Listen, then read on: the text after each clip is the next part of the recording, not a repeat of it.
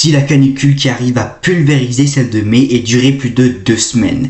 Oui, les modèles entrevoient des températures à plus de 40 degrés dans de nombreuses zones et des nuits à 30 degrés irrespirables. En effet, l'air brûlant du Sahara va remonter sur la France et s'installer durablement grâce à l'anticyclone et accentuer la sécheresse, le ressenti et même une très forte probabilité d'alerte rouge sur de nombreux départements.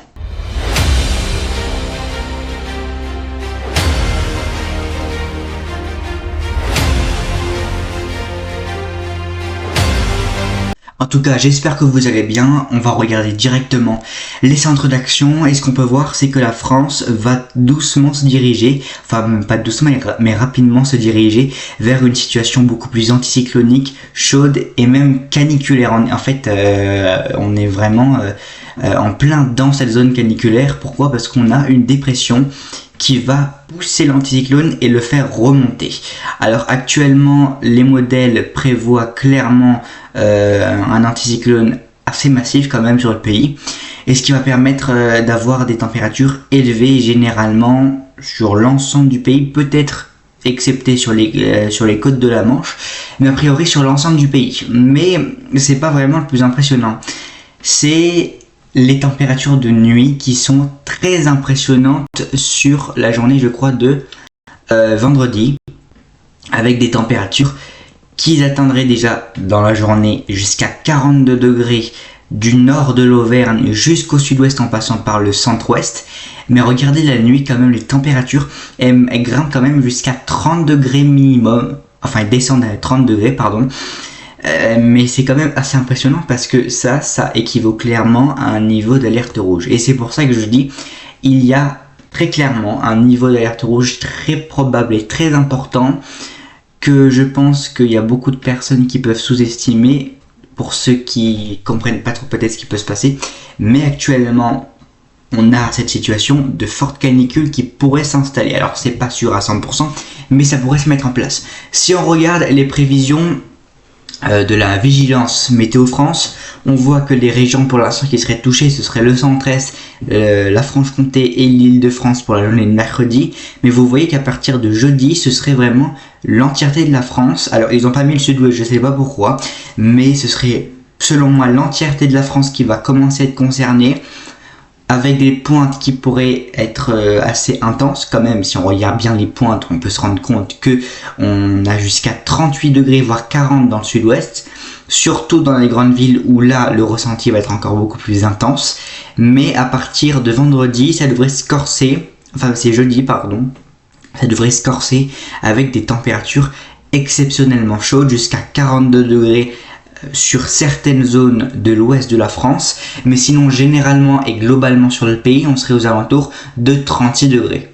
Alors, si je peux définir des zones par exemple pour la journée de jeudi, parce que ça je sais que ça intéresse beaucoup et je comprends. Alors les zones qui seraient plutôt entre 35 on va dire 34 et 38 degrés, ce serait vraiment l'ouest et la vallée du Rhône ainsi que le sud-ouest. Par contre, si vous vous attendez à des pointes à 40 degrés, ce serait plus limité pour la journée de mercredi sur l'extrême sud-ouest. Cependant, pour la journée pour la nuit de mercredi à jeudi, ça va être les premières nuits intenses avec des températures entre 26 et 28 degrés de l'Auvergne jusqu'à la région toulousaine. Alors vous voyez que sur le sud-ouest on n'a pas tellement cette chaleur. Alors ça doit être avec l'effet de Galerne sûrement qui doit faire exactement, c'est l'effet de Galerne. En fait c'est le vent ou peut-être des orages. C'est aussi, enfin non pas des orages, je pense pas qu'il y ait des orages. Non, c'est l'effet de Galerne effectivement. Donc pour la journée de vendredi, alors de jeudi, qu'est-ce que j'avais vendredi moi parce que je crois que vendredi il fait très chaud aussi. Alors, pour la journée de jeudi, je vais y arriver décidément, on aurait donc des températures, comme je vous ai dit, de l'Auvergne jusqu'au sud-ouest, entre 38 et 42 degrés. Donc, déjà, on aura une alerte orange sur une large partie de la France, ça c'est sûr. Cependant, de ce qui est de l'alerte rouge, parce que c'est quand même l'alerte la plus importante, alors pas chez moi, mais en général chez beaucoup de personnes, on va y passer. Et je vous le dis clairement, on va y passer. Pourquoi ? Parce qu'on est dans une situation où on va avoir de très fortes températures. Par contre, ce que voit Icon, c'est quand même assez balèze, hein. Lui, il voit des températures pour la journée de dimanche. Pardon, c'est pas vendredi, c'est dimanche. Il voit quand même des températures, lui, jusqu'à 42 degrés dans le sud-ouest. Alors dites-vous que si Icon voit 42, il peut y avoir un peu plus. Il peut y avoir un peu plus, surtout que là, ils sont assez généralisés. Alors si on regarde sur l'Europe de l'Ouest, on se rend très bien compte quand même que 42 degrés, ils sont bien présents sur le sud-ouest. Mais c'est pas tout, c'est que les 36 degrés remontent jusqu'au nord de la France et même l'extrême nord du pays ne serait pas épargné par ces très fortes chaleurs. Donc, il va falloir surveiller cette situation de très près. Mais il y a quelque chose qui va s'aggraver, c'est aussi le côté de la sécheresse. Pourquoi? Parce que la sécheresse, effectivement, vu qu'il fait tellement chaud, il n'y aura pas de pluie pendant tout ce temps-là. Si on regarde les anomalies d'humidité, sur la France, on a clairement des grosses anomalies pour les prochaines journées avec quasi pas de pluie, excepté peut-être sur les massifs par évolution diurne, mais cette anomalie d'humidité va être de plus en plus forte et on relève même des pointes à près de moins 90 mm d'humidité sur le sud de l'Alsace. Donc pour vous dire quand même que on serait dans une situation assez balèze. Sinon, près des côtes, on serait toujours en dessous de la moyenne, même dans les Alpes, mais on voit quand même que peut-être autour de la Méditerranée, des températures, peut-être dans les normales, ça c'est bien.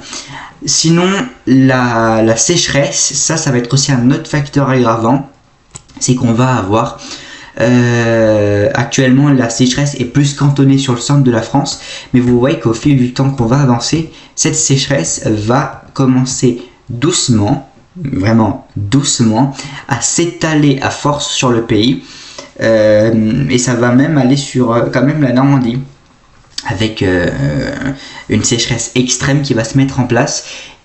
Et c'est pour ça que déjà l'effet de chaleur va s'accentuer étant donné que le sol ne sera pas humide. Ou plutôt, vous voyez, un peu frais. Donc déjà là ça va accentuer la chaleur. Donc c'est très possible que je mette en place une alerte rouge pour la journée de vendredi. Je dis non, mais vendredi c'est très probable. En tout cas n'hésitez pas à vous abonner et à liker cette vidéo pour manquer aucune de mes autres vidéos et de mes shorts. Mais côté vigilance, on sera très clairement, je vais vous le dire, on aura une vigilance rouge. Alors violette pas à ce stade, hein, bien évidemment, parce que violette c'est vraiment l'apocalypse, façon de parler, mais on a un risque d'alerte rouge non négligeable. Alors moi je sais pas si c'est actualisé, non il s'est pas actualisé encore. GFS, on va continuer avec GFS. Alors GFS lui, il voit vraiment, vous voyez, cette remontée chaude mais vraiment brûlante, c'est le cas de le dire, grâce à une impulsion dépressionnaire ici sur les Açores. Donc en fait, il faut savoir, si vous vous dites ah oui mais j'habite dans le nord-est et j'ai pas tellement de chaleur, un petit peu moi, encore ça va. Mais il faut savoir que suivant le positionnement de cette goutte froide, ça va tout influencer. Parce que si elle est positionnée trop à l'ouest, les chaleurs vont se déplacer à l'ouest ou vont rester cantonnées sur l'Espagne. Par contre, si elle est plus sur l'Espagne, le Portugal, voilà, ici, les chaleurs vont remonter très facilement sur la France et plus précisément sur l'ensemble du territoire. Par contre, si la dépression elle est en Méditerranée, là, il se passera pas grand chose. Voilà.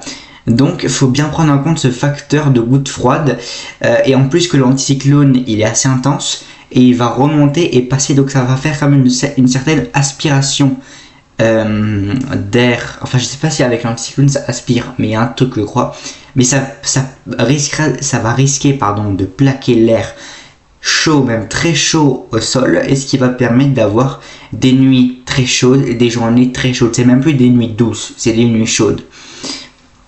Donc on va continuer, et effectivement là on est clairement, vous voyez sur le sud-ouest, 28 degrés dans la nuit, voilà. c'est quand même un peu beaucoup.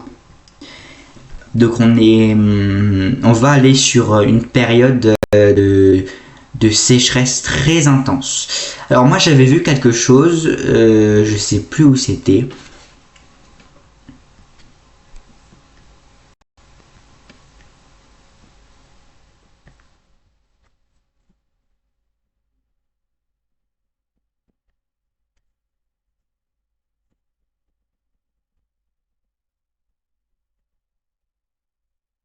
Voilà, j'ai trouvé. Alors en fait, j'ai vu ça avec des températures, regardez, jusqu'à 42 degrés sur le centre de la France et jusqu'à 46 degrés sur le sud-ouest de la France. Alors cette situation, je l'ai gardée en tête. Pourquoi?